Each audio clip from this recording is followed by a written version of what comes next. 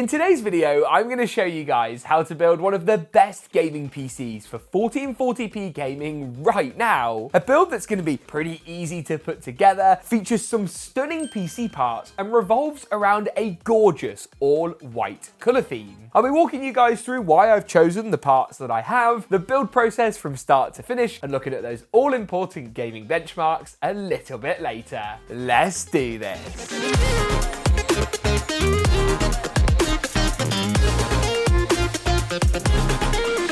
Now I'm going to kick things off by running through all the parts that I've picked for this build and why. I'll of course leave latest pricing and availability for Amazon and Newegg down below, and if you want to buy this build pre-built and you're based here in the UK, we're working on adding this as a pre-built to geekapc.com too. And now let's start with the CPU in today's build, and you won't be surprised to see that it's an AMD Ryzen chip, like in every single one of my builds for about the last 6 months. Now that's because AMD are just definitively strides above the competition. This 9600X chip has 6 cores, 12 threads, and efficient TDP, is pretty low in terms of heat output, and can be commonly found for in and around the $200 price point. Now as far as the memory and SSD go, these are going to complement the Ryzen 5 chip today really nicely. Starting off with the RAM, I've got a 32GB 6000 MHz kit of Corsair's Vengeance RGB Pro in white, and for the SSD, I've got this, it's Crucial's new P310. Now in lots of the builds here on the channel, over on GeekaPC, we've been using the P3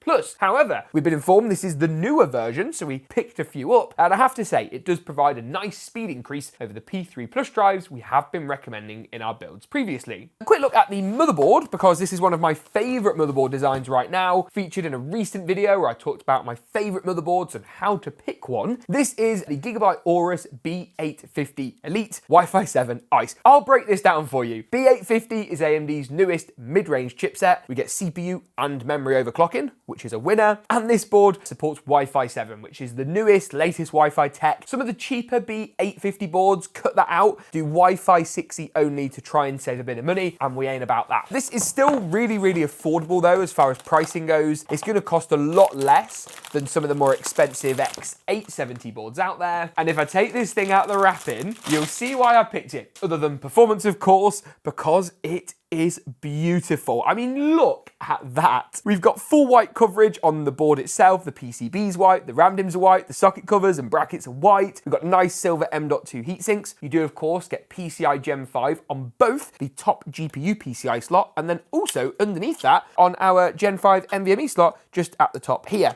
Loads of room for expandable storage, and the board is just generally pretty easy to build with. Also want to talk quickly about the rear I/O. You've got a 2.5 gigabit Ethernet, some USB 3.2s. We've got a 10 gig Type-C, a load of USB Type-A ports, great for things like peripherals, your Wi-Fi 7 and optical audio out, and all the connectors on the back that can be white are also white. I think they've smashed it with the design of the motherboard for this build. I'm going to come back to the GPU in just a moment. Before that, let's take a look at the CPU cooler as the CPU falls on the floor. This is the Corsair Nautilus 360 RS ARGB. This is just a little bit more refined, a little more polished, and it includes standard 3-pin ARGB fans. So we don't have to use Corsair's proprietary connector, their newer IQ Link standard. You can just plug these into the motherboard. And what that's going to do is just help in terms of actually syncing all the RGB up with the case and any other parts within the build. I think Corsair have probably acknowledged that not everybody wants to use IQ, and if you're looking to save some money, this is a really great option. In our performance testing, we use a 14700K for this, so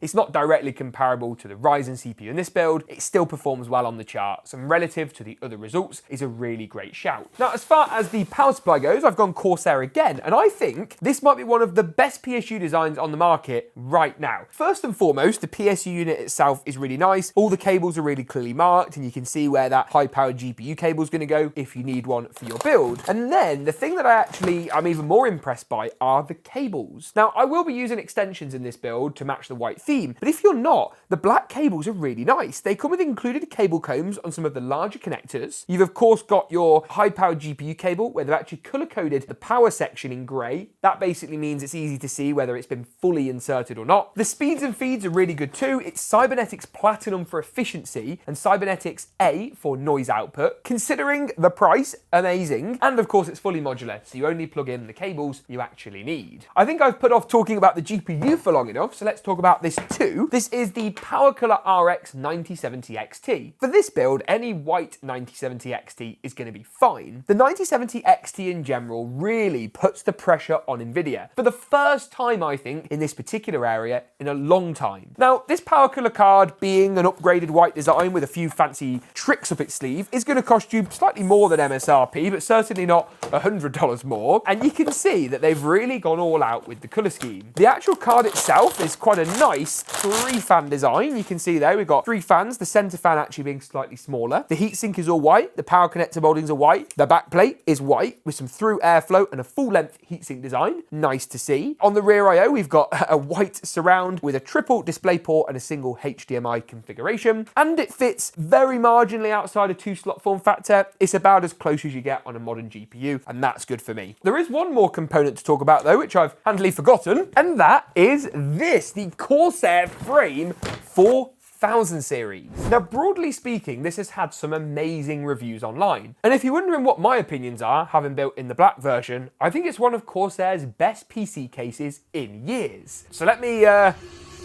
unbox it, you'll see exactly what I mean. The changes range from small cosmetic things like rounding off the edges on the top here for a better finish to, for example, Corsair's new mesh design, which is actually 3D at the front to increase airflow. But there are some bigger changes on here too. You can, for example, once you've taken off the now sort of 3/4 sized side glass panel, you can, once you've taken this off, spin the rear GPU bracket round if you, say, wanted to have a vertical GPU installation. And you can do that really easily, a little something like so. What's more, you now get an integrated GPU support bracket too, which is marginally overdue on a case of this price point. In terms of installing radiators and things like that, that's easier too. And you can pull this top panel off with the newly included handle. There we go. And Corsair have actually got on here what they call their InfiniRail system. Basically, rather than having loads of different holes for loads of different radiators, you just take this singular rail, which is actually situated at the front as well, and you can just adjust it left or right to fit the exact kind of fans you need. With the case out of the box, I'm just going to begin with the motherboard as usual, and just get a nice workspace on my table to make this happen. CPU unboxing is first up, with our AMD Ryzen 5 9600X going in our CPU socket right at the top here, simply by pushing the arm on the socket down, lifting the cover up, and then adding the CPU into place. The AMD Ryzen text on this board should read normally with the triangle up here in the top left corner. Return the socket, pop the arm down, as easy as that. RAM or memory is going to be next up. 2 DIMMs in this build, and of course we do have 4 RAM DIMM slots. And what that means today is that you want to use the 2nd and 4th slots on the board. The Corsair Vengeance logo is going to face away from the CPU, so you don't want the horrible label, you want the nice Corsair logo. And just make sure you pull back the clips on the top of the DIMMs. Add the first DIMM into place, a little something like so, and then finish things off with the 2nd DIMM at the end. And as I say, you've got 2 spare DIMMs, so you could upgrade to 64 gig of RAM without any problems. M.2 drive is the sort of final bit really of the motherboard assembly. And with the drive out of its box, quite nice packaging actually on the new P310, and the M.2 top heatsink removed, a little something like so. Remember to take off this plastic film as well, and the drive will then secure down without any problems. I am using the top Gen 5 slot, even though it's only a Gen 4 drive, but we're still going to benefit from those top-end Gen 4 speeds, which is good. I did say earlier that that was pretty much it for the motherboard. However, I'm going to grab this accessory bag from the CPU cooler and just check how the cooler installs before moving the motherboard into the case. Now, in this particular instance, there are indeed 4 AMD standoffs. And what I need to do is just take off the plastic white brackets that come pre-included with a Phillips head screwdriver and add these standoffs in their place. The rest will make sense a bit later. Having done this did make me think about if there was any more CPU cooler prep to do, and I think, to be honest, there is probably a little bit. Inside of the box for the Nautilus, you get the radiator, which is wrapped in cardboard. That's great because it actually stops the fins themselves from getting bent or damaged because they're quite fragile. And you do get the fans, which I believe are Corsair's ARGB fans, and you can tell that because they've got these little 3-pin 5-volt pass-through connections. So I'm going to go ahead and take all of these fans out, and then screw the fans onto the radiator with the screws that come included with the CPU cooler. I'm going to daisy chain the fan and ARGB cables up, meaning we should just have 1 fan to plug into to get all 3 power and lighting data. You can install the motherboard upright if you wish, but I often find it easier, especially when the case isn't too large, to light down flat for the motherboard installation. It's also easier for me here to point out where the standoffs are, so you can see there's 3 at the top, 3 along the middle, and 3 down the bottom. And all I need to do then is just slide the motherboard into place. All the screws and stuff that you need to actually secure this down come included in the Frame 4000, and I have to say, really nice and easy to build in, and Corsair have done a genuinely really good job here. And once the board is secure, it's then CPU cooler time. Now I'm going to do the water block afterwards and do the actual radiator first. It's pre-configured already for 120mm based configs, meaning the radiator should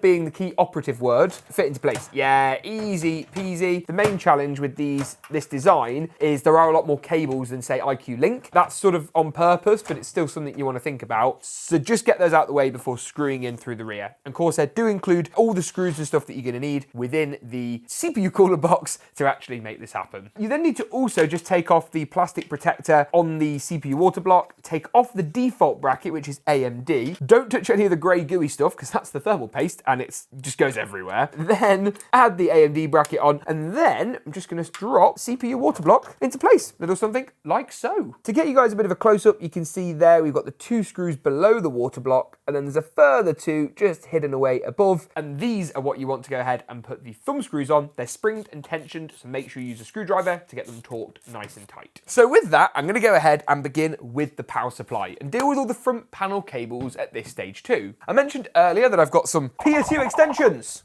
I'm in a spin trying to find them. Here they are, the Easy DIY Fab. They do different variants. They do one that's got the new Gen 5 connector. This GPU, of course, only has the 2 8-pins, so we're not going to need it for today's build. I'm going to add in all of the standard power cables and all of the extensions at the same time, screw the PSU into the rear, and then wire up the CPU to the top left corner of the motherboard to the right hand corner of the motherboard, and save the GPU power cables I need for a little bit later. In terms of which front panel cables, I'm going to start from left to right. The HD audio is going to be first. That's for the headphone mic combo jack. I'm then going to leverage the fan headers at the bottom. I'm going to use the long cables that come from the fans at the front to power these fans and the ones on the top. I'm also going to plug in the JFP1 cable, which goes down to the bottom right, followed by finally the USB 3 Type A and USB 3 Type C connectors. These are going to power the USB 3 Type A and Type C ports on the front panel. And then I can finally install the GPU. Now for this build, I've had a quick look. The PCI slot is right at the top, and that means I need to remove the top 2 PCI lanes. So I'm going to go ahead and unscrew both of the thumb screws. You do want to keep these safe, as you'll be using these to actually fasten the GPU back down in just a moment. And on this Gigabyte motherboard, we just got a standard PCI latch. There is a button, I believe, as well, that's linked over here, so you can actually release it once the GPU is in a bit more easily. Slide into place the Power Color 9070 XT. Check that the latch on the slot has indeed latched, and it has, which is good to see. And then secure the GPU into place. 2 screws, as I say, the 2 we just removed. And this case's integrated GPU support bracket should be well positioned to actually help me get the GPU a bit of support. So there, we just loosen that off like that. Lift the card up, get it sort of nice and straight. Tighten up the screw. Look at that. Now, before I put those cables in, I've got a question for you guys. Should I add an extra fan at the rear of the case? I think I'm going to, because otherwise I know you guys are going to rib me in the comments. But is it necessary? Would you do it in your build? Let me know in the comments down below. And with the top panel slid into place, the power button, where's it gone? Aha, pushed. Is it gonna work? RGB RAM is on. Fans are spinning and we have RGB.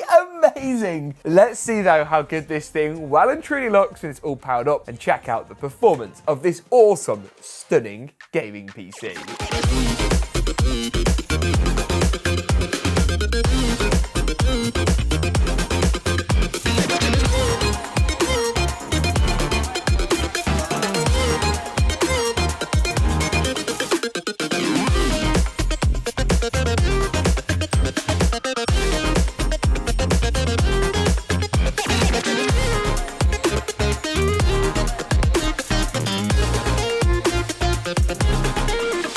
So the build looks amazing, but what about performance? Now on your screen now is a summary of all of our testing at 1440p and 4K, and you can see the 9070 XT at both of these key resolutions smashes it. Taking a closer look at some of the results in particular, and Call of Duty's Black Ops 6 at 1440p high delivers over 150 FPS. Marvel's Rivals delivers over 125 frames per second at 1440p high, and even at 4K high in Marvel's Rivals, you still see a nearly only 80 frames per second on average. I love how this build looks, and I'm super pleased that the frame rates stack up too. You can of course learn more about any of the components today and see latest pricing and availability at the affiliate links in the description below. Thanks for watching, and as always, we'll see you in the next one.